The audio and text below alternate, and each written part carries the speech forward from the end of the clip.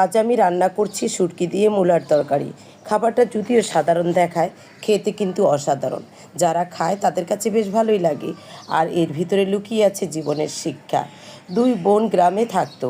একজন সব সময় মাংস খেয়েই বসে থাকতো, আরেকজন মাটির কাছাকাছি থেকে যা পেত তাই খেত, শুটকি, মূলা, শাক পাতা।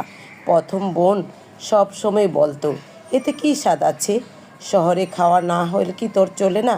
কিন্তু যখন অসুস্থ হলো, ডাক্তার বলল, তোমার শরীরে ভালো রাখতে হলে সাধারণ দেশীয় খাবার খেতে হবে, এতে অনেক শরীরের জন্য ভালো।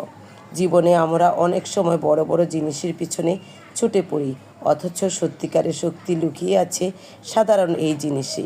যেমন এই মূলা শুটকি তরকারি যারা পছন্দ করে তাদের কাছে মাছ মাংসকে হার মানাবে এই সাধারণ খাবারে। বাজারের খাবারের স্বাদ আছে, কিন্তু এতে আছে অনেক পুষ্টিগুণ।